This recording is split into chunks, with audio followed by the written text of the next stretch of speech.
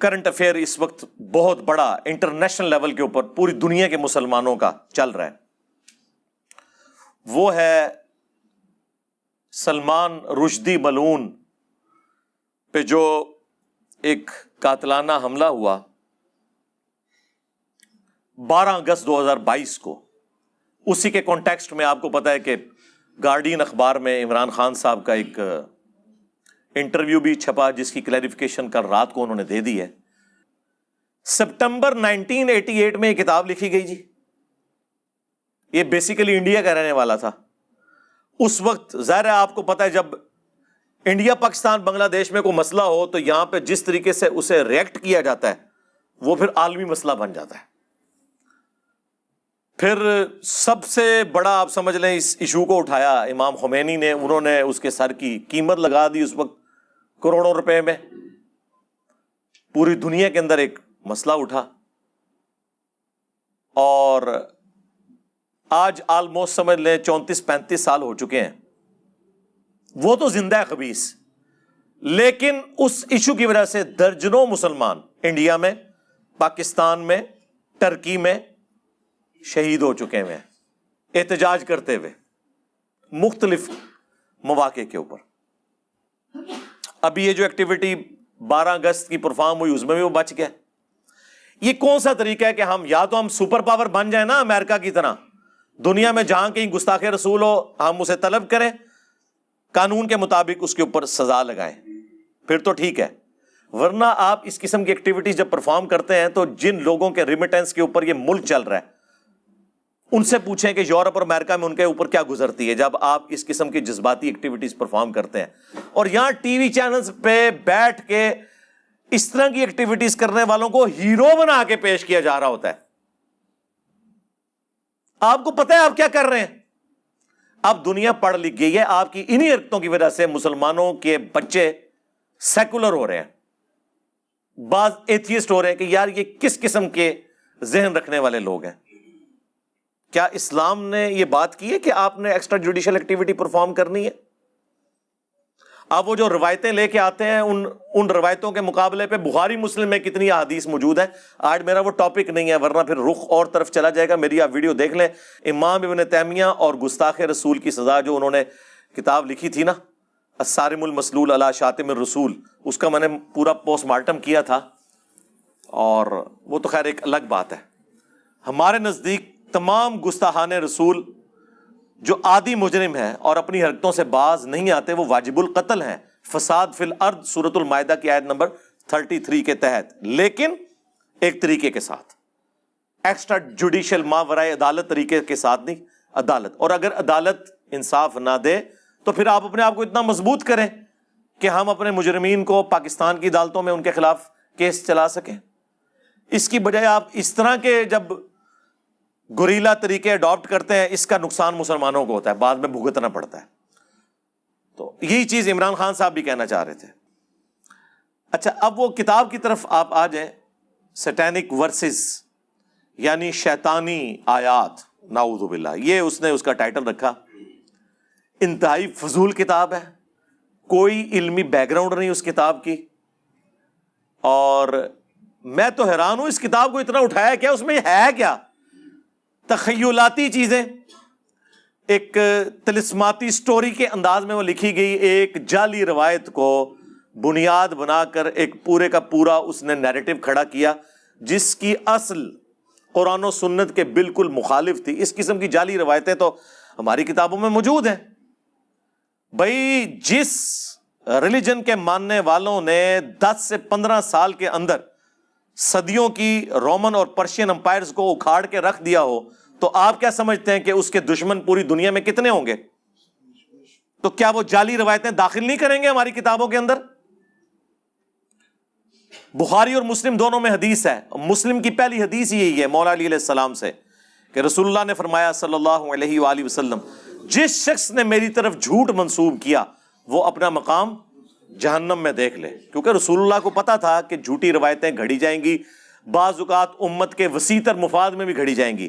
امام مسلم نے صحیح مسلم کے اندر مقدمے میں یہ لکھا ہے، جو مسلم کا پارٹ ہے، پہلی 92 روایتیں مقدمہ ہے، کہ میں نے نیک لوگوں کی زبان کے اوپر فی البدی جھوٹ جاری ہوتے ہوئے دیکھا ہے وسیع تر مفاد کے اندر دین کے.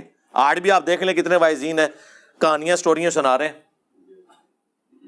مسلم کے مقدمے کے اندر لکھا ہوا ہے کہ ابن مسعود کہتے ہیں بعض اوقات شیطان انسانی شکل میں آ کے حدیث بیان کر کے چلا جاتا ہے اور لوگ وہ حدیث پھیلانا شروع کر دیتے ہیں. جب بعد میں پوچھا جاتا ہے کس نے بیان کی تو وہ کہتے ہیں ادھر ایک بندہ آیا تھا, ایک آواز آئی اور وہ شیطان ہوتا ہے. یہ اسماء و رجال کا جو علم ہے, حدیث کی چینز اور ایک ایک بندے کا تعارف, یہ کس لیے رکھا گیا؟ اسی لیے تاکہ کوئی جھوٹی روایتیں ہماری کتابوں میں داخل نہ کر سکے. اور یہ اتنا کریٹیکل ایشو ہے کہ امام مسلم نے مقدمے میں لکھا ہے کہ اس پہ اتفاق ہے کہ تابعی کی مرسل کوئی شے نہیں ہے. یعنی اگر کوئی تابعی جس نے نبی صلی اللہ علیہ وآلہ وسلم کو نہیں دیکھا, صحابہ کو دیکھا ہے, صحابہ کی صحبت کی ہے, اگر وہ بھی کوئی روایت بیان کرے اور صحابی کو مینشن نہ کرے, ڈائریکٹ رسول اللہ سے فرمان بیان کر رہا ہے, اس کی روایت مردود ہے کیونکہ اس نے تو زمانہ نہیں پایا. اور یہی اسی قسم کی ایک روایت ہے جس کی بنیاد کے اوپر سٹینک ورسز کتاب لکھی گئی. وہ انشاءاللہ میں بریف کر دوں گا. چلے آج تو مجھے موقع ملا, میں بڑے عرصے سے چاہ رہا تھا, لیکن وہ میں اس کو اس لیے ہاتھ نہیں ڈالتا تھا کہ اگر ہم اس طرح کے ٹاپکس پہ بولیں گے, کہیں گے جی دیکھیں جی گڑے مردے اکھاڑ رہے ہیں, یہ ہوں تو ایک مجاہد ملت نے خام خائی گڑا مردہ اکھاڑ دیتا ہے, ٹھیک ہے, وہ قاتلانہ حملہ اس کے اوپر کر کے. تو اب چونکہ ایک موقع ملا ہے تو میں آپ کو تھوڑا بہت آئیڈیا ایک مسلمان کو ہونا چاہیے کہ یہ اس نے کام کیا ڈالنے کی کوشش کی ہے اس کتاب کے اندر. اس کو تو ہم پہلے سے ہی کنڈیم کر رہے ہیں اس حوالے سے. بیسیکلی سورۃ الحج کی ایک آیت ہے, آیت نمبر 52. اس کے کانٹیکسٹ میں آپ جتنی بھی قرآن کی تفاسیر ہیں وہ اٹھائیں گے تو آپ کو یہ واقعہ مل جائے گا. سورۃ الحج کی آیت نمبر 52 میں پہلے آپ کے سامنے بیان کروں گا اور پھر میں آپ سے پوچھوں گا کہ اس میں سے اس طریقے سے رزلٹ نکالنا, جبکہ اس آیت کی تفسیر قرآن کے اندر کئی جگہ پہ موجود ہو. کتنا بڑا ظلم ہے کہ آپ کسی ایک جھوٹی روایت, ایک ضعیف روایت, اور ضعیف بھی اس درجے کی کہ اس کی صحابی تک سند ہی نہ جائے, تابعی تک جائے, مرسل روایت, چھوٹا ہوا واسطہ, اس کو ضعیف جمع ضعیف جمع ضعیف کر کے حسن بنانے کی کوشش کر دیں. کتنا بڑا ظلم ہے. اور یہ اتنا بڑا ظلم ہوا کہ شیخ ناصر الدین البانی, سعودیہ کے جو محدث اعظم بھی رہ چکے ہیں, البانیہ کے تھے بیسیکلی, انہوں نے باقاعدہ اس روایت کے رد کے اوپر پوری کتاب لکھی ہے حافظ ابن حجر اسقلانی کے خلاف. انہوں نے کہہ دیا کہ جی کافی ساری ضعیف روایتیں ملی ہوئی ہیں تو کچھ نہ کچھ تو ہوا ہوگا, ٹھیک ہے. حالانکہ البانی خود قائل ہیں کہ 2 3 4 روایتیں مل جائیں نا, اگر جمع کے سیغے میں 3 سے زیادہ, تو ضعیف جمع ضعیف جمع ضعیف حسن لغیری بن جاتی ہے. لیکن یہاں ان کو بھی پتا چلا, یہ البانی صاحب نے کتاب ابن حجر اسقلانی کے خلاف نہیں, اپنے خلاف بھی لکھی ہے کہ ضعیف جمع ضعیف کا فارمولہ لگا کے کسی حدیث کو صحیح قرار دینا یہ کتنا نقصان دہ ہے. میں نے آج سے آلموسٹ 10 سال پہلے بھی اس روایت کو بیان کیا تھا, مسئلہ 36 کے اندر, ضعیف الاسناد اور من گھڑت احادیث کا فتنہ, کہ اگر ضعیف روایتوں کو مانا جائے تو ایٹ لیسٹ 3 حدیث کی کتابوں میں یہ روایت موجود ہے لیکن سند اس کی متصل نہیں ہے.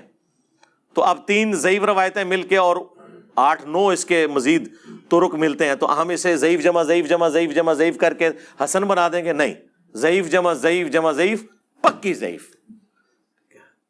یہ شیطان نے پھیلائی ہے اس قسم کی باتیں. تو باقاعدہ شیخ ناصر البانی نے پورا ایک کتابچہ لکھا اس کو رد کرنے کے لیے. لیکن اس کے اگینسٹ حافظ ابن کثیر جو ہیں وہ آپ دیکھیں ماشاء اللہ تعالیٰ, انہوں نے تفسیر ابن کثیر میں سورۃ الحج کی آیت نمبر 52 کے کانٹیکسٹ میں پورا رد کیا ہے کہ یہ بالکل بکواسیات ہیں سارے واقعات. ایک ایک سند کے اوپر انہوں نے بحث کی, انہوں نے کہا یہ سندیں تو متصل ہی کوئی نہیں ہے, خام خواہ آپ اس کے اوپر بات کر رہے ہیں. تو یہ روایت جو ہے وہ المعجم الکبیر طبرانی کے اندر موجود ہے, مسند البزار کے اندر موجود ہے, اور مجمع الزوائد کے اندر بھی موجود ہے. خود ابن حجر اسقلانی کے استاد مجمع الزوائد میں طبرانی اور بزار کے ریفرنس سے لے کے آئے, انہوں نے کہا ہے کہ یہ روایتیں ٹھیک نہیں ہیں. ہمارے پاس تو اب یہ اردو ترجمے کے ساتھ طبرانی بھی آ چکی ہوئی ہے اور مجموع الزوائد بھی آ چکی ہے الحمدللہ. ہم کوشش کریں گے کہ اس کے امیجز جو ہے وہ اس میں ساتھ ڈسپلے کر دیں کہ بالکل جعلی روایتیں ہیں جن کی بنیاد کے اوپر یہ سب کچھ کیا گیا. وہ سورۃ الحج کی جو آیت نمبر 52 ہے اس کے کانٹیکسٹ میں ہوا. وہ آیت پہلے میں پڑھ دیتا ہوں تاکہ آپ کو یہ پتہ چل جائے. اعوذ باللہ من الشیطان الرجیم بسم اللہ الرحمن الرحیم. وما ارسلنا من قبلک من رسول ولا نبی، اور کوئی بھی ایسا رسول آپ صلی اللہ علیہ وآلہ وسلم سے پہلے نہیں گزرا اور نہ کوئی نبی، الا مگر یہ کہ، یعنی تمام انبیاء اور رسولوں کے ساتھ ایسا ہوا. کیا ہوا؟ اذا تمنا، کہ جب اس نے کوئی آرزو کی. اب یہ تمنا کے عربی میں دو معنی ہیں. ایک ہے خواہش کرنا، کوئی ایفرٹ پٹ کرنا دین کی سربلندی کے لیے، اور ایک ہے کہ جو اس پہ کتاب نازل ہوئی ہے اس کی تلاوت کرنا. یہ دونوں معنی بیک وقت درست ہیں. اور دوسرے معنی کو پھر گھسیٹ کے انہوں نے اس میں فٹ ان کیا، وہ آپ کو پتہ چل جائے گا. القی الشیطان فی امنیتہ، تو شیطان بھی اس کی اس تمنا کے اندر اپنا حصہ ڈال دیتا تھا. یعنی اب اگر وہ کوشش کر رہا ہے تو شیطان کیا حصہ ڈالے گا کہ اس کوشش کے اندر رکاوٹیں کھڑی کرے گا. اور اگر وہ تلاوت کر رہا ہے تو وہ پھر اس قسم کی کوشش کرے گا کہ آڈینس تک اس کا کوئی غلط فہم پہنچے اور وہ غلط رزلٹ نکال لے. یہ دونوں معنی بیک وقت درست ہیں. فَيَنْسَخُ اللَّهُ مَا يُلْقِي الشَّيْطَانُ، تو اللہ تعالیٰ جو شیطان نے القاء کیا ہوتا ہے نا، یہ شیطان کی کوئی ایفرٹ ہوتی ہے، اسے تو ہٹا دیتا ہے. ثُمَّ يُحْكِمُ اللَّهُ آیَاتِهِ، اس کے بعد اللہ اپنی آیات کو محکم کر دیتا ہے. وَاللَّهُ عَلِيمٌ حَكِيمٌ، اور اللہ تعالیٰ علم والا اور حکمت والا ہے. اور ساتھ اس سے اگلی آیت میں اس کی حکمت بھی بیان ہو گئی ہے. لِيَجْعَلَ مَا يُلْقِي الشَّيْطَانُ فِتْنَةً لِلَّذِينَ فِي قُلُوبِهِم مَرَضٌ، اور یہ جو شیطان روڑے اٹکاتا ہے نا، یا نبی کی تلاوت کے اندر اپنا بھی کوئی حصہ اس طرح کا ڈالتا ہے کہ سننے والے اس کا غلط فہم لینا شروع کر دیتے ہیں. یہ جو کچھ ہو رہا ہوتا ہے نا، یہ اللہ تعالیٰ فرما رہا ہے کہ یہ اس لیے ہوتا ہے تاکہ ہم جن کے دلوں میں مرض ہے نا، جو ڈھیٹ لوگ ہیں، ان کے لیے اس کو آزمائش بنا دیں. وہ تو پہلے ہی بہانہ تلاش کر رہے ہوتے ہیں، تو ان کے لیے آزمائش بن جاتی ہے اور حق سے روگردانی کر دیتے ہیں. ظاہر ہے یہ اللہ تعالیٰ نے حق اور باطل کی کشمکش تو رکھی ہے نا، پلیٹ میں رکھ کے تو نہیں آپ کو دے دینی جنت. لوگ کہتے ہیں جی لوگوں کو استعانت اتنی مشکل سے سمجھانی پڑتی ہے. قرآن کے پہلے صفحے پہ لکھا ہوتا کہ بابوں کو پکارنا شرک ہے تو اگے تو قرآن نازل کرنے کی بھی ضرورت کوئی نہیں سی. اللہ تعالیٰ نے ایاک نعبد و ایاک نستعین بیان کیا اور پھر آگے چل کے اس کو مضمون کو کھولا، لیکن اس کو اس طریقے سے بیان کیا کہ اگر کوئی بے ایمانی پہ اترا ہوا ہو وہ اس کے ذریعے گمراہ ہو، جو سورۃ البقرہ میں آیا ہے. اللہ کی وجہ سے نہیں بلکہ آزمائش کی وجہ سے. دنیا میں کون سا گناہ ہے جو اٹریکٹ نہیں کرتا انسان کو؟ اللہ نے گناہ میں اٹریکشن کیوں رکھی ہوئی ہے؟ تاکہ انسان اس کی طرف مائل ہو اور پھر اپنی عقل کے ذریعے اپنے آپ کو قابو کرے اور گناہ سے بچ کے جنت کما لے. اور جس نے اس کے اوپر گر جانا ہے تو جہنم میں ہی جائے گا نا. زبردستی نہیں ہو رہی ہوگی، وہ اپنی مرضی سے کر رہا ہوگا. اسی طریقے سے یہاں پہ بھی ایسا ہی ہوا. تو اللہ تعالیٰ ماتا تاکہ وہ آزمائش بن جائے ان کے لیے. والقاسیۃ قلوبہم، اور جن کے دل کے اندر سختی موجود ہے نا، ان کے لیے یہ فتنہ بن جائے. وَإِنَّ الظَّالِمِينَ لَفِي شِقَاقٍ بَعِيدٍ، اور بے شک جو ظالم لوگ ہیں، جو ہٹ درمی پہ اترے ہوئے ہیں، وہ تو دور کی بدبختی میں گر پڑے ہیں. وَلِيَعْلَمَ الَّذِينَ أُوتُوا الْعِلْمَ، اور یہ اس لیے بھی ہے کہ تاکہ جو اہل علم ہے نا، جو حق حاصل کرنا چاہتے ہیں، ان کا رزلٹ بالکل ڈیفرنٹ ہوگا اس طرح کے کاموں سے. وہ کیا ہوگا؟ انہ الحق من ربک، کہ یہ بے شک حق ہے ان کے رب کی طرف سے. فیؤمنوا بہ، بس وہ اس کے اوپر ایمان لے آئیں گے. فتخبت لہ قلوبہم، اور ان کے دل بھی اس کتاب کی طرف، اس دین کی طرف جھک جائیں گے. وَإِنَّ اللَّهَ لَهَادِ الَّذِينَ آمَنُوا، اور بے شک اللہ تعالیٰ تو ہدایت دیتا ہے ان کو جو بات مان لیتے ہیں، یا ایمان والے، ایمان والا وہی ہوتا ہے نا جو بات مان لیتا ہے، اِلَىٰ صِرَاطٍ مستقیم، سیدھے راستے کی طرف۔ تو یہ وہ آیت تھی جس میں بالکل واضح ہے کہ جب پیغمبر کوئی ایفرٹ پٹ کرتا ہے دین کی سربلندی کے لیے تو شیطان روڑے اٹکاتا ہے، تو اللہ تعالیٰ پھر الٹیمیٹلی پیغمبر کو نجات دے دیتا ہے، اہل ایمان کو، اور نیست و نابود کر دیتا ہے پیغمبر کے مخالفین کو۔ یا دوسرا معنی کہ پیغمبر جب کوئی کلام تلاوت کر رہا ہوتا ہے اس میں شیطان اپنا حصہ ڈال دیتا ہے، اس حوالے سے کہ سننے والے اس کا غلط مفہوم لینا شروع کر دیتے ہیں، اور وہ ظاہر ہے پھر آزمائش بن جاتی ہے جو بدبختی پہ اترے ہوئے ہیں ان لوگوں کے لیے، اور جو اہل ایمان ہے ان کو تو اللہ تعالیٰ ثابت قدم کر دیتا ہے، ان کو تو کوئی فرق ہی نہیں پڑتا اس چیز سے۔ اچھا، یہ جو اب میں مفہوم بیان کر رہا ہوں یہ قرآن کے اندر موجود ہے، یہ قرآن اپنی اس آیت کی تفسیر اور عقیدے کے اعتبار سے کسی حدیث کا محتاج نہیں ہے۔ حدیث میں مزید ایکسپلینیشن آ جاتی ہے یا سیاق و سباق کی کوئی تفصیلات آ جاتی ہیں، عقیدے میں تو قرآن کسی حدیث کا کوئی محتاج نہیں۔ اب میں کراس ریفرنس کے طور پہ آپ کو ایک آیت پیش کروں گا، اس سے آپ کو مضمون کھل جائے گا۔ سورۃ الانعام کی آیت نمبر 112 اور 13، یہ وہی آیت ہے وہ جو المحنت کے شروع میں انہوں نے لکھی ہے نا، شیطانی لشکر ہم پہ حملہ آور ہوا جس طرح کہ انبیاء پہ ہوتا تھا۔ آئیے یاد آیت، اے وہ آیت ہے، وَكَذَلِكَ جَعَلْنَا لِكُلِّ نَبِيٍّ عَدُوًّا، اور اسی طریقے سے ہم نے ہر نبی کے لیے دشمن بنائے تھے، شیاطین الانس والجن، انسانوں میں سے بھی شیاطین اور جنوں میں سے بھی، یوحی بعضهم الی بعض زخرف القول غرورا، جو بعض کے دل میں بڑا بنا سوار کر ایسے بد عقیدگیاں جو ہے نا وہ لیپا پوتی کر کے مزین کر کے ان کے دلوں میں ڈال دیتے ہیں۔ وَلَوْ شَاءَ رَبُّكَ مَا فَعَلُوا، اور اگر تیرا رب زبردستی کرنا چاہتا نا تو کسی شیطان کی مجال نہیں تھی کہ اس طرح کسی کو گمراہ کر سکتا۔ فَذَرْهُمْ وَمَا يَفْتَرُونَ، تو چھوڑ دیں ان کو ان کے حال کے اوپر اور جو یہ جھوٹ باندھ رہے ہیں۔ یعنی اگر اللہ تعالیٰ نے زبردستی ہدایت دینی ہوتی نا پھر تو یہ آزمائش بھی ختم ہو جاتی، لیکن ظاہر ہے آزمائش ہے تو جنت میں جانا ہے نا، آزمائش نہیں ہے تو اتنی بڑی جنت، ہمیشہ کی زندگی اور آپ کی مرضی، یہ جبھی ملنی ہے نا، کوئی ایفرٹ بھی پٹ کریں گے۔ یہ فٹ پاتھ پہ بیٹھے ہوئے راہ چلتے ہوئے تو آپ کو نہیں مل جانی۔ تو یہ اللہ تعالیٰ نے فرمایا وَلِتَصْغَىٰ إِلَيْهِ أَفْئِدَةُ الَّذِينَ لَا يُؤْمِنُونَ بِالْآخِرَةِ، اور یہ اس لیے کہ تاکہ جن لوگوں کا آخرت کے اوپر ایمان نہیں ہے نا ان کے دل جو ہے نا اسی کی طرف، گمراہی کی طرف مائل ہو جائیں۔ وَلِيَرْضَوْهُ وَلِيَقْتَرِفُوا مَا هُمْ مُقْتَرِفُونَ، اور وہ پھر اسی کے اوپر راضی ہو جائیں۔ یعنی جو لوگ گمراہی کے اوپر اترے ہوئے نا ان کے لیے تو ایک سمجھ لیں یہ ایندھن کا کام کریں گی اس طرح کی چیزیں، اور وہ اس میں سے غلط رزلٹ نکالیں گے اور وہ پھر اسی راستے کے اندر بیٹھ جائیں گے۔ اب یہ بالکل واضح ہے۔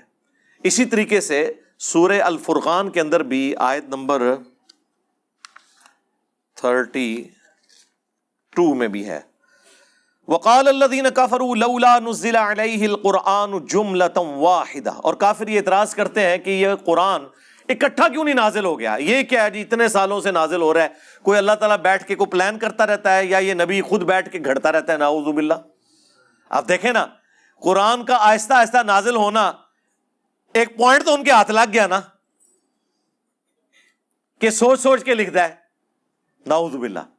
تو اللہ تعالیٰ نے اس کا جواب دیا کہ ایسا کیوں ہے، کذالک، یہ اس طریقے سے ہے کہ لنثبت بہ فؤادک، تاکہ ہم آپ کا دل اس کے ذریعے مضبوط کریں، ورتلناہ ترتیلا، اور ہم اسے ٹھہر ٹھہر کے پڑھتے ہیں۔ یعنی دل مضبوط ہوتا ہے نا میرے بھائی، دیکھیں غزوہ بدر سے پہلے سورہ البقرہ نازل ہوئی، پوری تیاری کی گئی، جالوت اور طالوت کی جنگ کا واقعہ بیان ہوا، غزوہ احد میں غلطیاں ہوئیں، مسلمانوں کے دل دکھے ہوئے تھے، اس کے بعد 60 آیات اس کے اوپر کمنٹری نازل ہوئی کہ تم نے یہ کیا، ہم نے تو وعدہ پورا کر دیا تھا، تم نے نبی کی نافرمانی کی، اس کی وجہ سے فتح شکست میں بدل گئی۔ غزوہ خندق کے موقع کے اوپر 7 گائیڈ لائنز، غزوہ تبوک کے موقع پر سورہ التوبہ۔ تو یہ 7 مسلمانوں کے دل اور نبی علیہ السلام کا دل بھی مضبوط ہوتا تھا، یہی اکٹھی کتاب آ گئی ہوتی اور 23 سال تک نبی علیہ السلام اس کتاب کی بنیاد کے اوپر چلتے رہتے، اس میں زیادہ ٹیسٹ تھا یا ہر واقعے سے پہلے اور کبھی کسی واقعے کے بعد اللہ کی طرف سے کمنٹری آتی تو کتنا دل انسان کا مضبوط ہوتا ہے کہ ٹھیک ہے جی ہماری غلطی معاف ہوگی. ٹھیک ہے، وہ غلطی معاف ہوئی نا سورہ آل عمران میں جن لوگوں نے رسول اللہ کی نافرمانی کی تھی. تو یہ اللہ تعالیٰ ہمارا یہ ہم نے اس لیے نازل کیا. اچھا اب یہ ایک اللہ کی توجیہ ہے، لیکن آٹا گوندے ہلدی کیوں ہے؟ یہ جو ایک پنجابی میں محاورہ ہے کہ جو آٹا گوندے وقت ہلنا تو پڑے گا، اب اس کو بھی کوئی اعتراض بنا لے تو اس کا کوئی علاج نہیں ہے. جب بھی کوئی ڈاکٹرن آتی ہے، ہم یہ ایتھیسٹ سے بھی کہتے ہیں کہ آپ یہ جو اسلام کی ڈاکٹرن کے اوپر اعتراضات نکالتے ہیں، آپ کوئی ایک آئیڈیل ماڈل لیں، ہم اس میں بھی نکال دیں گے. الٹیمیٹلی آپ کو ول آف گاڈ کو ماننا پڑے گا. اور یہی اللہ نے قرآن میں فرمایا لا یسأل عما یفعل وہم یسألون. اللہ کو کوئی نہیں پوچھ سکتا کہ اس نے یہ کیوں کیا، اللہ سب کو پوچھ سکتا ہے. یہ اللہ کی ول ہے کہ پریگنینسی کی تکلیف سے عورت نے گزرنا ہے، مرد نے نہیں گزرنا. آپ بے شک ہر سال عورتوں کا دن اس حوالے سے منانا شروع کر دیں کہ نہیں ایک دفعہ مرد کو بھی اس تکلیف سے گزرنا چاہیے، آپ نہیں کر سکتے. اس لیے آج تک کسی نے یہ والا دن نہیں منایا. ہاں یہ انسان کی کمزوری ہے. مرد کو اللہ نے معیشت کی تکلیف سے گزارا ہے کہ اس نے نان و نفقہ بیوی بچوں کا پورا کرنا ہے. یہ ول آف گاڈ ہے نا. اللہ چاہتا اسے ریورس بھی کر سکتا تھا، اللہ کی مرضی نا. تو اس کو کون چیلنج کرے گا؟ وہ تو آپ بھی کریٹر ہو تو آپ کی بھی ایک مرضی ہوگی. یہ کون سا اعتراض ہے؟ تو اللہ تعالیٰ ہمارا یہ ہم نے اس لیے کیا تاکہ اے نبی آپ کا دل مضبوط کرے، آپ کے ساتھیوں کا. اس لیے ٹھہر ٹھہر کے قرآن پڑھتے ہیں. اور پھر اللہ نے ساتھ ہی فرمایا وَلَا يَأْتُونَكَ بِمَثَلٍ إِلَّا جِئْنَاكَ بِالْحَقِّ وَأَحْسَنَ تَفْسِيرًا. اور اے نبی جب کبھی بھی کوئی بھی اعتراض آپ کے پاس لے کر آتے ہیں نا تو دیکھیں ہم کس طرح سچائی کے ساتھ اس کی تعویل آپ کو سکھا دیتے ہیں. کوئی اعتراض لے کے آتے ہیں تو آپ کو بتا دیتے ہیں کہ یہ اس لیے ہے، یہ اس کو غلط رنگ دے رہے ہیں، یہ اس طرح ہے ہی نہیں ہے. اب میرا ایک معصومانہ سوال ہے، اگر وقت کے پیغمبر کے ساتھ یہ ہو رہا ہے کہ ان کی باتوں کا لوگ غلط مطلب لے کے الٹا انہیں بلیم کر رہے ہیں، اس سے بڑھ کر ان پر جو اللہ کی کتاب ہے اس میں کیڑے نکال رہے ہیں، تو اسی تسی تو شاہی کوئی نہیں. تو اس لیے اس طرح کے پروپیگنڈے سے پریشان نہیں ہونا چاہیے، بلکہ ہمیشہ فرنٹ سے لیڈ کر کے آپ کو حق بات لوگوں کو پہنچانی چاہیے. باقی اللہ کی مرضی. ٹھیک ہے، ہمیں جنت اس بات میں نہیں ملنی ہے کہ آپ کے ساتھ لوگ کتنے اٹیچ ہیں، ورنہ تو حضرت لوط علیہ السلام کی 2 بیٹیاں ہی مان لے کے آئی تھی نا. ہاں جی، حضرت نوح علیہ السلام پہ صرف 78 لوگ ہی ایمان لے کے آئے تھے نا، یہاں 300 سے زیادہ لوگ بیٹھے ہوئے ہیں. یہ کوئی کرائٹیریا ہے؟ کوالٹی کرائٹیریا ہے اسلام میں، کوانٹٹی نہیں ہے. تو یہ ساری وہ چیزیں کراس ریفرنس کے طور پہ میں نے آپ کو پیش کی تاکہ آپ کو پتہ چل جائے کہ جن لوگوں کے دلوں میں ٹیڑھ پن ہوتا ہے نا، وہ قرآن کی آیات کا غلط فہم بیان کرنے کی کوشش کرتے ہیں اور اس کے ذریعے پھر لوگوں کو گمراہ کرتے ہیں. یہ قرآن کے اندر اس کی باقاعدہ تفسیر موجود تھی، اس کے باوجود اس خبیث نے سیٹینک ورسز جو لکھی کتاب اس میں اس نے اپنا لقمہ اس کے منہ میں ڈالنے کی کوشش کی. ایک اور آیت پیش کر دیتا ہوں پھر میں اس حدیث کی طرف بھی آتا ہوں جو وہ جعلی روایت ہے. سورہ آل عمران کے سٹارٹ ہی میں اللہ تعالیٰ نے نا اس فتنے کا ذکر کر دیا تھا بہت پہلے ہی. آیت نمبر 7 میں اللہ تعالیٰ نے فرمایا ہے هُوَ الَّذِي أَنزَلَ عَلَيْكَ الْكِتَابَ مِنْهُ آيَاتٌ مُحْكَمَاتٌ. وہی ہے جس نے تم پر کتاب نازل کی ہے جس میں محکم آیات ہیں، جس میں حکم بیان ہوا ہے کہ یہ کرو یہ نہ کرو. ہن ام الکتاب، وہی کتاب کی ماں اور جڑ ہے. کیا؟ شرک سے بچو، نماز پڑھو، جھوٹ نہ بولو، زنا سے بچو، ماں باپ کے ساتھ اس نے سلوک کرو. یہ اصل دین یہی ہے. اللہ تعالیٰ فرما رہا ہے وَأُخَرُ مُتَشَابِهَاتٌ، اور اس کے علاوہ متشابہات بھی ہیں، ریزیمبلنس والی چیزیں. اب آخرت کا دنیا میں دھندلا سا تصور دینے کے لیے حوروں کا اللہ تعالیٰ نے مرد و عورت کا ایک تعلق رکھ دیا. آخرت کے فروٹ کا یہاں تصور دینے کے لیے دنیا میں فروٹ رکھ دیے، لیکن اس کا یہ قطعاً مقصد نہیں ہے کہ یہ فروٹ اور وہ فروٹ ایک جیسا ہے. نہیں، بالکل ایسا نہیں ہے. تو یہ متشابہات ہیں. اس طرح اللہ تعالیٰ کی صفات کا ذکر آیا ہے، وہ بھی متشابہات ہیں. کون اس کو امیجن کر سکتا ہے؟ اللہ بھی زندہ، ہم بھی زندہ، لیکن ہماری زندگی ادھار کی ہے، اس کی ہمیشہ سے ہے، ہماری زندگی اس کے اوپر ڈیپینڈنٹ ہے، اور پھر اس کی نوعیت جو ہے وہ کوئی امیجن ہی نہیں کر سکتا۔ لیس کمثلہ شیء وہو السمیع البصیر، اللہ کی مثل کوئی شے نہیں ہے۔ لیکن پھر بھی سمجھانے کے لیے اللہ تعالیٰ نے کہا اللہ تعالیٰ دیکھنے والا، سننے والا ہے۔ اب اس سے کوئی یہ سمجھے کہ اللہ کے کان ہیں یا آنکھیں ہیں جس طرح ہماری ہیں، نہیں، یہ ہے متشابہات۔ تو اللہ تعالیٰ فرماتا ہے کہ یہ متشابہات سمجھانے کے لیے تھی، یہ دین کی اصل نہیں تھی، اصل وہی ہے جو ہم نے تمہیں حکم دیا ہے۔ فَأَمَّا الَّذِينَ فِي قُلُوبِهِمْ زَيْغٌ، تو جن لوگوں کے دلوں میں ٹیڑھ پن ہوتا ہے نا، فَيَتَّبِعُونَ مَا تَشَابَهَ مِنْهُ ابْتِغَاءَ الْفِتْنَةِ، تو وہ فتنہ تلاش کرنے کی کوشش کرتے ہیں، ڈالنے کی کوشش کرتے ہیں ان آیات کے ذریعے، وَابْتِغَاءَ تَأْوِيلِهِ، اور اس کی تعویل اور اندر ادا مطلب کیا ہے اور لبڑنے کی کوشش کرتے ہیں۔ وَمَا يَعْلَمُ تَأْوِيلَهُ إِلَّا اللَّهُ، تو اس کی تعویل تو اللہ کے سوا کوئی نہیں جانتا۔ وَالرَّاسِخُونَ فِي الْعِلْمِ، اور جو علم میں پختہ لوگ ہیں نا، ان کا کیا عقیدہ ہوتا ہے؟ یقولون، وہ کہتے ہیں آمنا بہ، ہم سب کے اوپر ایمان رکھتے ہیں، جو کچھ بھی قرآن میں نازل ہوا، کل من عند ربنا، یہ سب کے سب ہمارے رب کی طرف سے ہے۔ وما یذکر الا اولو الالباب، اور نصیحت تو نہیں حاصل کرتے مگر عقل والے۔ عشق دے چلے نہیں، ویسے تو میں جتنی ٹیکنیکل گفتگو کر رہا ہوں منو دسو یہ چلے نو سمجھ آ سکتی ہے؟ ہاں، اور یقین کریں وہ جو چلے چرسی اور پوڈری اور نشہ کرنے والے درباروں پہ بیٹھے ہوئے ہیں، ان کو اپنے اس نشے میں اتنا مزہ نہیں آتا جتنا ہمیں ان علمی باتوں کو کرنے اور سننے میں آ رہا ہے۔ ہاں دیکھیں نا، یہ انبیاء کی وراثت ہے نا، کہ ہر چیز 2+2=4 میں ہے، ٹیکنیکلی ہر چیز اپنی جگہ بیٹھتی ہے۔ تو اللہ تعالیٰ فرماتا ہے کہ نصیحت نہیں حاصل کرتے مگر عقل والے، اور ان کی روش ہوتی ہے کہ وہ دعا کرتے ہیں ربنا لا تزغ قلوبنا بعد اذ ہدیتنا وہب لنا من لدنک رحمہ انک انت الوہاب، اے رب ہمارے دلوں کو ٹیڑھا نہ کرنا بعد اس کے کہ تو نے ہمیں ہدایت عطا فرمائی، ہمیں اپنے پاس سے رحمت عطا فرما اے عطا کرنے والے، آمین۔ تو اسی کانٹیکسٹ میں بخاری مسلم میں حدیث ہے، اللہ کے محبوب صلی اللہ علیہ وآلہ وسلم نے فرمایا جب کبھی بھی تم دیکھو کہ لوگ متشابہ آیات کی تفسیر بیان کرنے کی کوشش کر رہے ہیں، جیسے حروف مقطعات بھی ہیں، اس میں بھی تباہ آزمائی کر رہے ہوتے ہیں اور چیزوں کے اوپر بھی، تو سمجھ لو یہ وہی لوگ ہیں جن کے بارے میں قرآن میں اللہ نے کہا ہے کہ ان کے دل ٹیڑھے ہو چکے ہیں۔ یہی ٹیڑھے دل والے لوگ، انہی میں سے پھر اس طرح کے جاہل لوگ پیدا ہوتے ہیں، سلمان رشدی جیسے لوگ جو پھر اس قسم کی چیزیں لے کے آتے ہیں۔ اب قرآن اپنے مقدمے میں بالکل واضح ہے، اتنا واضح ہے قرآن حکیم میں سورۃ الحجر کے اندر، سورہ بنی اسرائیل کے اندر، باقی صورتوں کے اندر اللہ تعالیٰ نے جگہ جگہ فرمایا کہ جو اللہ کے مخلص بندے ہیں نا، چنے ہوئے، ان کے اوپر شیطان کا کوئی اثر نہیں ہوتا، یعنی انبیاء کرام۔ پھر وہ ایک سورہ حج کی آیت لے کے ایک پورا ہنگامہ کھڑا کر کے ایک طلسماتی قسم کا ناول، ایک تخیلاتی چیزیں لکھ دینا، تو جرم کے اوپر مبنی ہے۔ اللہ تعالیٰ کی اسپیشل پروٹیکشن ہے۔ سورہ بنی اسرائیل میں اللہ تعالیٰ نے فرمایا کہ اے نبی علیہ السلام، ظاہر ہے نبی علیہ السلام ایک شریف النفس انسان تھے، قریب تھا کہ آپ بھی کافروں کی طرف تھوڑا بہت مائل ہو جاتے اپنی شرافت کی وجہ سے، ہوئے نہیں ہیں، ہو جاتے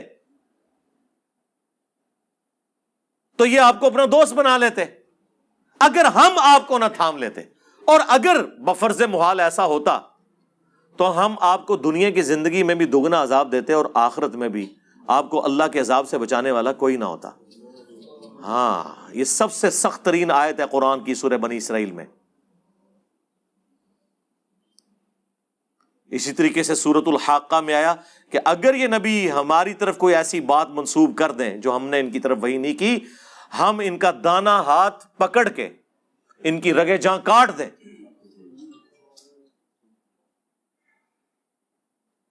استغفر اللہ، دیکھیں الفاظ، اور تم میں کوئی ایک بھی ایسا نہ ہو جو ان کو بچا سکے۔ لیکن ایسا نہیں ہوا، یہ سارا غصہ کافروں کے اوپر ہے، یہ نبی کے اوپر غصہ نہیں ہے، یہ کافروں کے اوپر ہے کہ یہ نبی اللہ کی پروٹیکشن میں، یہ بنیادی عقیدہ ہے. پھر قرآن میں 3 جگہ آیا، سورہ یونس کے اندر، سورہ الانعام کے اندر، سورہ زمر میں، نبی صلی اللہ علیہ وآلہ وسلم کے حوالے سے، قل انی اخاف ان عصیت ربی عذاب یوم عظیم. اے نبی تم فرما دو کہ میں تو خود اس بات سے ڈرتا ہوں کہ اگر میں نے بھی اپنے رب کی نافرمانی کی تو بڑے دن کا عذاب مجھے بھی آ پکڑے گا. آج یہ آیات بیان کرنا گستاخی ہے، حالانکہ یہ آیات ہمارے پاس ثبوت ہے کہ یہ کتاب رسول اللہ نے نہیں لکھی. کوئی شخص جو کتاب لکھتا ہے وہ اپنے بارے میں اتنی سخت باتیں تو نہیں لکھتا نا. ہاں، یہ اللہ کی طرف سے نازل ہوئی ہے. یہ آیات ہمارے پاس ثبوت ہیں جن کے بیان کرنے میں گستاخی کے فتوے لگ جاتے ہیں، اور بھی کافی ساری آیات ہیں، لیکن وہ ٹاپک پھر بدل جائے گا. تو یہ پورا قرآن کا مقدمہ ہے کہ انبیاء اللہ کی پروٹیکشن میں ہوتے ہیں. اب آ جائے اس واقعے کی طرف. وہ کہتے ہیں جی کہ یہ سورہ الحج میں جو ذکر ہے نا، اس کی پریکٹیکل اپلیکیشن ہوئی کہ سورۃ النجم کی آیات اللہ کے نبی علیہ السلام تلاوت کر رہے تھے پارہ نمبر 27 کے اندر. یہ حدیث المعجم الکبیر طبرانی میں بھی موجود ہے منقطع سند کے ساتھ، مسند البزار میں بھی ہے، اور مجمع الزوائد کے اندر بھی ہے. اور مجمع الزوائد بڑی نعمت ہے، اردو میں آ چکی ہے. اس میں طبرانی اور حاکم اور باقی کتابوں کی جو اس قسم کی احادیث تھی ان کے اوپر تحقیم لگی ہوئی ہے. امام ہیثمی ابن حجر اسقلانی کے استاد نے اس کو باقاعدہ نقل کر کے کنڈیم کیا ہے. اور میں نے بتایا شیخ البانی نے پورا ایک رسالہ لکھا ہے ابن حجر اسقلانی کے خلاف. انہوں نے کہا کہ اتنی ضعیف روایتیں ہیں تو کچھ نہ کچھ تو ہویا ہوئے گا. ٹھیک ہے، اس کے رد میں شیخ البانی نے پھر پوری کتاب لکھی. اور حافظ ابن کثیر نے ماشاء اللہ تعالیٰ تفسیر ابن کثیر میں سورۃ الحج کی آیت نمبر 52 کے کانٹیکسٹ میں باقاعدہ ان سارے واقعات کو جعلی قرار دیا، اور وہ واقعات سورۃ النجم کے ساتھ یہ جوڑتے ہیں پارہ نمبر 27 کے اندر کہ جی نبی علیہ السلام سورۃ النجم کی تلاوت کر رہے تھے، اور جب ان آیات کے اوپر پہنچے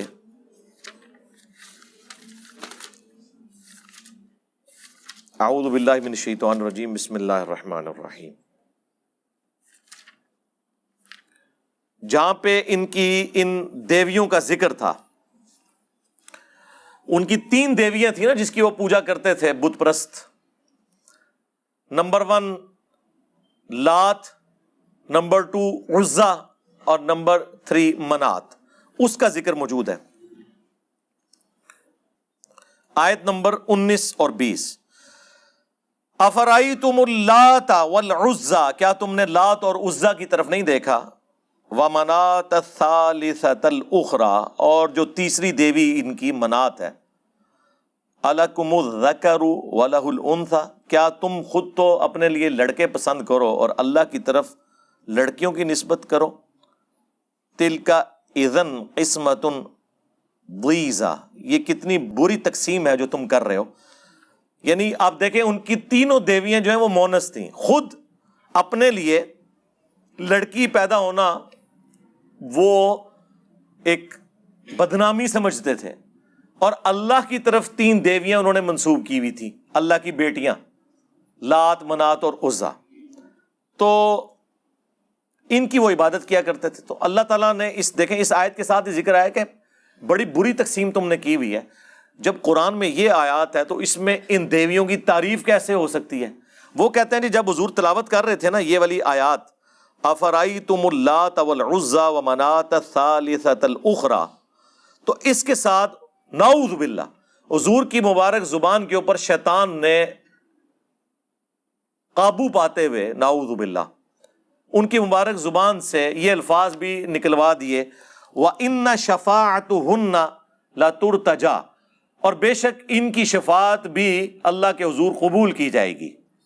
تو اس کی وجہ سے کافر بھی بڑے امپریس ہوئے، اور وہ کہتے ہیں دیکھیں اتنا حصہ تو بخاری مسلم میں موجود ہے کہ جب سورۃ النجم کی تلاوت نبی علیہ السلام نے کی تو تمام جن، انس اور کافر بھی اور مسلمان بھی سجدے میں گر پڑے. وہ تو سر اس کلام سے متاثر ہوئے تھے، وہ ان آیات کے اوپر سجدے میں نہیں گرے تھے، وہ تو آخری آیات ہیں. وہ کہتے ہیں جی وہ کافروں نے سجدہ اسی لیے کیا تھا کہ ان کی دیویوں کی تعریف اس میں بیان ہوئی تھی. اب دیکھیں کیسے کہانی میں رنگ بھرے. بخاری مسلم میں تو یہ الفاظ نہیں ہے، صرف یہ ذکر ہے کہ سجدے میں گر پڑے. وہ کہتے ہیں نہیں، وہ جو طبرانی کی روایت ہے اور مسند البزار میں ہے، مجمع الزوائد میں بھی لے کے آئے ہیں، اس کے اندر تو موجود ہے کہ وہ کافروں نے سجدہ اس لیے کیا کہ تعریف نبی علیہ السلام نے کر دی ان دیویوں کی، تو وہ بڑے امپریس ہوئے، اس وجہ سے وہ سجدے میں گر پڑے اور انہوں نے کہا آج تو محمد نے ہمارا مقدمہ بھی مان لیا ہے، کچھ دو کچھ لو، ٹھیک ہے اب ہم مل جل کے اپنے معاملات کو لے کے چلیں گے، نعوذ باللہ من ذالک۔ اور جن لوگوں نے اس روایت کو صحیح ماننے کی بھی کوشش کی مسلمانوں میں سے، انہوں نے کہا کہ نبی علیہ السلام کی مبارک زبان پہ جاری نہیں ہوئی ہیں بلکہ شیطان نے ان کے کان میں پھونک دی تھی۔ بھئی جب روایت ہی جعلی ہے، یہ حرکت کرنے کی کیا ضرورت ہے؟ یہی کام پھر ابن حجر اسقلانی نے کیا، باقی خیر پوری امت ایک طرف کھڑی ہوئی ہے، اسی لیے شیخ البانی نے پھر ان کے خلاف پورا رسالہ لکھا کہ یہ ضعیف جمع ضعیف جمع ضعیف کو آپ اس طرح اثر بنا رہے ہیں، حالانکہ البانی صاحب خود بھی بنا لیتے ہیں بعض اوقات، تو وہ رسالہ صرف ان کے خلاف نہیں اپنے خلاف بھی انہوں نے لکھا۔ یہ وہ جعلی روایت تھی جس کی بنیاد کے اوپر انہوں نے ایک پورا ہنگامہ کھڑا کیا ہوا تھا۔ یہ بالکل جھوٹی روایت ہے، اس کی کوئی سند متصل نہیں ہے کسی صحابی تک، تابعین تک جاتی ہیں، لیکن ظاہر ہے وہ تو مسلم کے مقدمے میں ہے کہ تابعی کی مرسل کوئی شاعری میں شروع میں بتا چکا کہ صحیح مسلم کے مقدمے میں ابن مسعود کا قول ہے کہ بعض اوقات شیطان انسانی شکل میں آ کے حدیث بیان کر کے چلا جاتا ہے، مشہور ہو جاتی ہے، لہٰذا پوری تحقیق کی جائے گی کہ اس کی سند رسول اللہ تک جاتی ہے کہ نہیں۔ یہ تو نہیں کہ حدیث تو حدیث ہوتی ہے اصلی ہو یا جعلی، ڈگری تو ڈگری ہوتی ہے اصلی ہو یا جعلی، ایسا نہیں ہے۔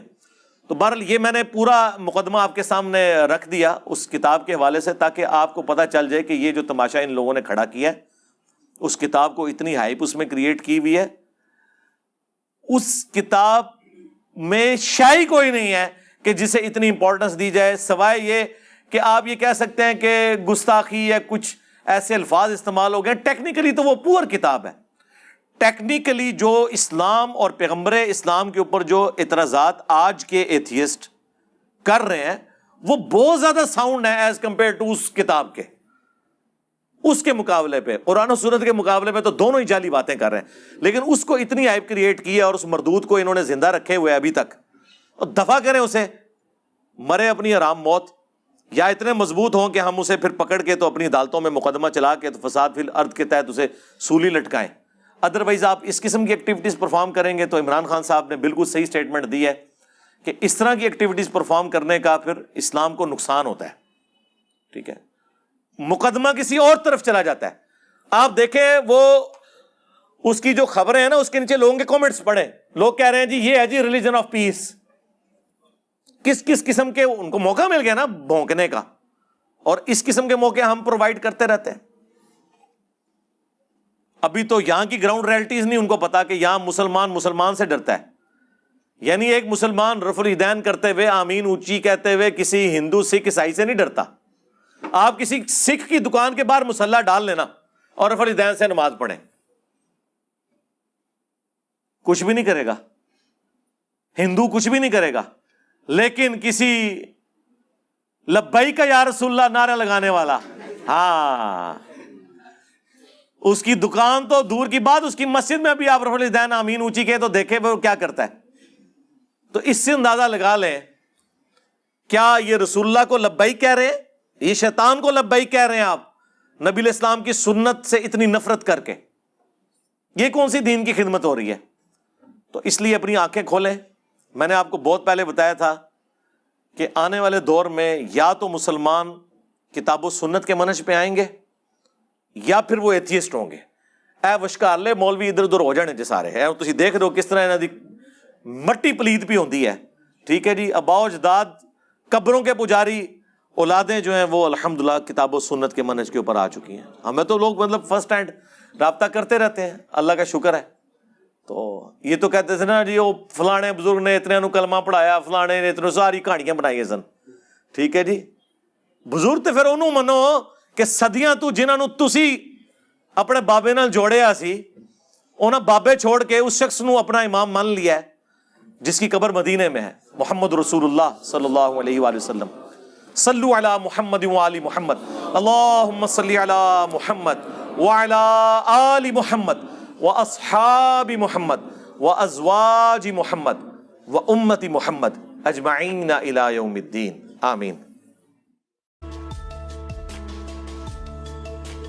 اللہ اذا تمنا میں لفظنا کا مفہوم خواہش اور ارمانی ہے، یعنی یہ دوسری مثال ہے۔ قرآن مجید کی آیت ہے سورہ حج کی، 22 نمبر سورہ ہے اور 52 نمبر آیت ہے۔ یہ آیت آپ کے سامنے لکھی ہوئی ہے، وَمَا أَرْسَلْنَا مِن قَبْلِكَ مِن رَسُولٍ وَلَا نَبِيٍّ إِلَّا إِذَا تَمَنَّا، یعنی جو آیت ہے اس کا سادہ ترجمہ کیجئے تو یہ بنے گا کہ ہم نے آپ سے پہلے، رسول اللہ صلی اللہ علیہ وسلم کو مخاطب کر کے کہا ہے، ہم نے آپ سے پہلے جو رسول اور نبی بھی بھیجا ہے تو اس کے ساتھ یہی ہوا ہے کہ جب اس نے کوئی تمنا کی، یعنی تمنا کی، یہ عربی زبان کا فعل ہے، اس سے ہمارے ہاں لفظ تمنا آرزو اور خواہش کے معنی میں بطور اسم استعمال ہوتا ہے، عام ہے ہماری زبان میں، روز تمنا کرتے ہیں، روز پوری نہیں ہوتی، مایوس ہو کے بیٹھ جاتے ہیں، یہ وہی تمنا ہے جو کبھی بر نہیں آتی۔ تو تمنا یہ جو ہے یہ عربی زبان کا لفظ بہت معروف ہے، یعنی عربی زبان میں یہ جو قدیم عربی ہے، بلکہ آج کی زبان میں یعنی اس لفظ کو کچھ بھی نہیں ہوا، جس طرح سے چلا آ رہا ہے ویسے ہی اب بھی استعمال ہوتا ہے۔ اب بھی عربی بولنے والے، عربی لکھنے والے یہی لفظ، فصیح عربی بولنے لکھنے والے یہی لفظ استعمال کرتے ہیں خواہش کرنے کے معنی میں، تمنا کرنے کے معنی میں، آرزو کرنے کے معنی میں۔ اچھا، اب یہاں لوگوں کو ایک دقت پیش آ گئی، یعنی جیسی دقت وہاں پیش آئی ہے اسی طرح کی دقت یہاں پیش آ گئی۔ وہ دقت یہ پیش آ گئی کہ آیت کے اندر ایک لفظ استعمال ہوا ہے ینسخ، یعنی یہ لفظ جو ہے یہ وہی ہے جس سے آپ لوگ بولتے ہیں منسوخ کرنا آگے۔ اچھا، اب دیکھیے کہ آپ سارا ترجمہ کرتے جائیے کہ ہم نے جو نبی اور رسول بھی بھیجا ہے اس کے ساتھ یہ معاملہ نہیں ہوا مگر یہی کہ جب اس نے تمنا کی تو شیطان نے الکش شیطان فی امنیت ہی، شیطان نے اس کی تمنا میں اپنی ٹانگ ڈال دی۔ محاورہ ہے عربی کا، الکش شیطان فی امنیت ہی، مطلب یہ ہے کہ میں ایک کام کرنا جا رہا ہوں اور اس میں کسی نے کوئی اڑنگا ڈال دیا، تو اس کے لیے یہ محاورہ بولتے ہیں۔ اچھا، اب اس کے آگے ہے فَيَنسَخُ اللَّهُ مَا يُلْقِي الشَّيْطَانُ، تو اللہ شیطان کے اس القاء کو منسوخ کر دیتا ہے۔ اب اس میں ہوا کیا، ایک ہے منسوخ کر دیتا ہے، القاء کا لفظ وحی اور الہام دونوں کے لیے عام استعمال ہوتا ہے، تو آگے جا کے وہ محاورہ تو پیچھے رہ گیا، تو دقت پیش آ گئی کہ وہ کیا چیز ہے کہ جو منسوخ کر ساتھ ایک قصہ جیسے کہ ہمارے ہاں قصے اور کہانیاں بہت ہوتی ہیں، وہ روایتوں میں آ گیا۔ قصہ روایتوں میں کہ رسول اللہ صلی اللہ علیہ وسلم جیسے کہ بالعموم قرآن نازل ہوتا تھا تو اس کو پڑھتے تھے، اسی طرح بیت الحرام میں کھڑے ہو کر پڑھ رہے تھے، سورہ نجم نازل ہوئی اور اس کی حضور تلاوت کر رہے تھے۔ تو جیسے ہی کوئی 5-7 آیتوں کے بعد حضور آگے پہنچے تو شیطان نے، دل تھام کے سنیے ذرا، شیطان نے، جبریل تو الہام کر رہا تھا، بیچ میں 3 آیتیں خود الہام کر رہی۔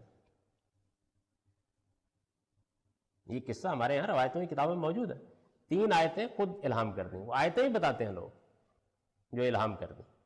سورہ نجم جو ہے، اگر آپ کے پاس قرآن مجید ہے تو آپ اس کو نکالیے، تو میں آپ کو بتاتا ہوں کہ کیسا پیدا ہو گیا۔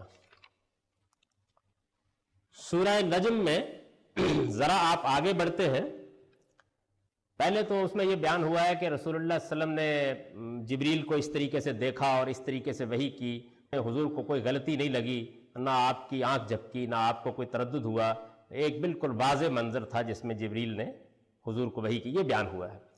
اس کے بعد اب سورہ آگے بڑھتی ہے تو اس میں یہ ہے کہ لقد رأى من آیات ربہ الکبریٰ، یعنی پیغمبر نے اللہ کی بڑی نشانیاں دیکھیں۔ افرأیتم اللات والعزیٰ، کیا خیال ہے تمہارا لات و عزیٰ کے بارے میں، ومناۃ الثالثۃ الاخریٰ، اور وہ تیسری جو منات ہے، یہ دیویاں ہیں ان کی جن کی وہ پرستش کرتے تھے، یہ قرآن مجید میں آیا ہے۔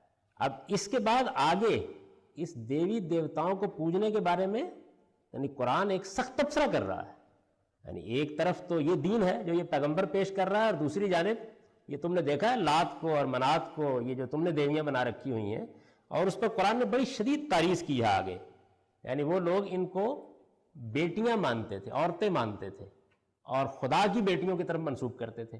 تو اللہ تعالیٰ نے کہا کہ اپنے لیے تو بیٹی کا تعلق پسند نہیں کرتے ہو، میری رہ گئی ہیں بنانے کے لیے، تو ایک خیر معمولی قسم کی طنز کی ہے، تعریض کی ہے۔ اور اس کے بعد آگے بتایا کہ ان ہے اللہ اسماء تم کا، یہ کچھ نہیں ہے، یہ تو نام ہے جو تم نے رکھے ہوئے ہیں، ان کی کوئی حقیقت نہیں ہے۔ جیسے قرآن شرک کی تردید کرتا ہے، اب شرک کی تردید کے معاملے میں تو قرآن مجید کا ایک عام طالب علم بھی کوئی غلطی نہیں کھا سکتا۔ تو یہ جیسے ان تینوں کے نام آتے ہیں، کیا فرایتم اللات والعزی ومناۃ الثالثۃ الاخری، تو انہوں نے کہا کہ اس کے بعد حضور کی زبان سے یہ الفاظ نکلے اور وہ شیطان نے الہام کیے تھے کہ یہ جو دیوی دیوتا ہیں، ان شفاعتہن لترتجی، کہ یہ تو جناب اللہ کے ہاں بڑی غیر معمولی اہمیت رکھتی ہیں، ان کی تو وہاں شفاعت چلتی ہے۔ یہ الفاظ جو ہیں اس کے روایت مل گئی۔ اب روایت مل گئی تو انہوں نے کہا کہ اوہو، یہ ٹھیک وہی بات ہے، یہ ٹھیک وہی بات ہے جو بیان ہوئی ہے۔ تو اب ترجمہ کیا ہوا؟ ترجمہ یہ ہوا کہ جو نبی اور رسول بھی ہم نے بھیجا ہے، اس نے جب بھی قرآن مجید کی تلاوت کی یا اپنے الہام کی تلاوت کی، شیطان نے اس کے الہام اور تلاوت کے اندر ضرور اپنی ٹانگ اڑائی ہے۔ اللہ تعالیٰ بعد میں شیطان جو کلمات الہام کرتا ہے اس کو منسوخ کر دیتا ہے۔ تو نسخ کا لفظ، القاء کا لفظ، روایتوں نے مل کے یہ ساری کی ساری داستان بنا دی۔ اب اس میں دیکھیے کہ بات کہاں سے کہاں تک پہنچ گئی۔ تیرے نشتر کی زد شریانے کیسے نہ تواں تک ہے، یعنی کوئی ایک جگہ نہیں رکی، سب کچھ ختم ہو گیا۔ پیغمبر بھی اس میں آ گئے، الہام بھی گیا، قرآن بھی گیا، وحی بھی گئی، اور سب، اور وہ ہے کیا؟ اس میں کیا کرنا پڑا؟ کرنا یہ پڑا کہ ایک بالکل معروف لفظ جو تمنا تھا اس کو کرنے کے معنی میں لینا پڑا۔ عربی زبان اس سے واقف نہیں، خالی ہے بالکل۔ اچھا، آیت بالکل صاف تھی۔ آیت کا مدعا صرف یہ تھا کہ جب بھی کسی اللہ کے پیغمبر یا رسول نے اپنے مقصد کو پانے کے لیے عزم اور حوصلے کے ساتھ کوئی آرزو کی ہے تو شیطان اس میں اڑنگے ڈالنے کے لیے آ جاتا ہے، لیکن اللہ تعالیٰ اس کے ان سارے معاملات کو ختم کر کے اپنے پیغمبر کے لیے راستہ ہموار کر دیتے ہیں۔ یعنی بہت سادہ ہے، کوئی اس کے اندر ابہام نہیں ہے، تاہم قصے نے، دو لفظوں نے مل کے یہ سارا کارخانہ تبدیل کر دیا۔ تو اس میں دیکھیے میں نے لکھا ہے کہ اللہ اذا تبنا میں، یعنی یہ الگ بحث ہے کہ ہم آیت آپ کو سمجھا دیں، مطلب بتا دیں۔ فرض کیجئے کہ 10 سال نہیں سمجھ میں آیا، لیکن کریں گے اس بات کے اوپر کہ تمنا معروف معنی میں خواہش اور ارمان کرنے کے معنی میں آتا ہے، یہ تلاوت کرنے کے معنی میں نہیں آتا۔ چیز کو پڑھنے کے لیے عربی زبان میں قرات، تلاوت، یہ معروف الفاظ ہیں، یعنی قرآن میں جگہ جگہ استعمال ہوئے۔ قرآن مجید نے پیغمبر صلی اللہ علیہ وسلم کو کئی جگہوں پر حکم دیا ہے کہ آپ قرآن پڑھ کے سنائیے۔ ابھی آپ نے یتلو علیہم آیاتہ ہی دیکھا ہے، تلاوت کا لفظ، قرات کا لفظ، قرا کا لفظ، تلا کا لفظ، یہ معروف ترین الفاظ ہیں قرآن مجید کو پڑھنے کے معنی میں۔ یہ تمنا کہاں سے آ گئی؟ یعنی تمنا تو تمنا ہوتی ہے، تو یہ چیز نہیں مانی، قبول نہیں کی جائے گی۔ اچھا، یہ تو سمجھا دی نا، نہیں سمجھ میں آئی، فرض کیجئے نہیں سمجھ میں آئی تو اصرار کریں گے اس بات کے اوپر، یعنی قرآن مجید کے معاملے میں یہ ہو سکتا ہے کہ کسی وقت کوئی چیز ہماری کم فہمی کی وجہ سے ہم پر واضح نہ ہو رہی ہو، ہمارے علم کی کمی کی وجہ سے واضح نہ ہو رہی ہو، تو اس کا یہ طریقہ نہیں ہے کہ آپ ایک ردی سی چیز پکڑیں، ایک نہایت نامعقول قصہ جو ہے اس کو لائیں اور اس کے بعد اس کو داخل کر دیں اور پھر اطمینان کے ساتھ یہ کہیں کہ تمنا کے ایک معنی تو بھی ہوتے ہیں۔ بھائی وہ کہاں ہوتے ہیں؟ پھر ایک شعر بھی سنا دیں ایک عرب شاعر کا۔ تو یہ جو چیز ہے یہ علم کی دنیا میں قابل قبول نہیں ہے۔ کجا یہ کہ قرآن جیسی کتاب کے بارے میں اس کو درجے میں بھی گوارا کیا جائے۔ قرآن میں کوئی لفظ بھی اپنے شاذ مفہوم میں استعمال نہیں ہوا، معروف ترین۔ جی فرمائیے، ان کو دیجیے جی۔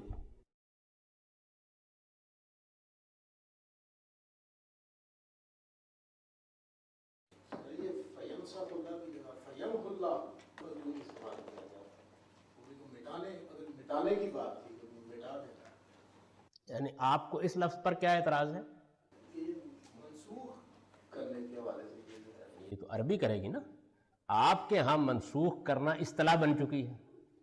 جس زبان میں قرآن ہے اس میں محض سے زیادہ عام اور معروف لفظ ہے، تو قرآن تو اپنی زبان استعمال کرے۔ یعنی ایسا ہوتا ہے، یہ بھی دیکھیں نا وہی چیز ہے کہ ایک لفظ اصطلاح بنا، منسوخ آیات، منسوخ احکام، اب وہ اصطلاح بن گیا ہے۔ بھئی قرآن میں تو اس معنی میں استعمال نہیں ہوتا۔ مجید کی اپنی زبان میں تو یہ کسی چیز کو دوسرے کی جگہ رکھ دینے کے لیے آتا ہے، ازالہ کرنے کے لیے، کسی چیز کو اس کے اثرات ختم کرنے کے لیے 10 معنی میں آ جاتا ہے۔ یعنی یہ وہ جو اصطلاح ہے ہمارے ہاں، فنی اصطلاح منسوخ کرنا، یہ تو قرآن نے نہیں بنائی، قرآن تو اپنی عربی زبان میں گفتگو کرے گا۔ تو ایک قرآن مجید کے فہم میں بڑی مشکل اور بڑی دقت یہ بھی ہے، اور یہ دنیا کی ہر کتاب میں ہوتی ہے آپ کے 2 3 4 صدیوں کے بعد کلفی ہو گئی، تو اب آپ مصر ہیں کہ قرآن نے کلفی کیوں نہیں کہا؟ یعنی وہ تو اب ہو گئی ہے نا، وہ تو اس وقت کی زبان ہی میں گفتگو کرے گا، اسی میں بات کرے گا۔ میں نے یہ واقعہ لکھا بھی ہے اور بڑا ہی غیر معمولی ایمان پرور واقعہ ہے۔ سورہ رحمان کی تفسیر جب ہمارے جلیل القدر استاد لکھ رہے تھے تو اس میں یخرج منہم اللؤلؤ والمرجان کی آیت آئی۔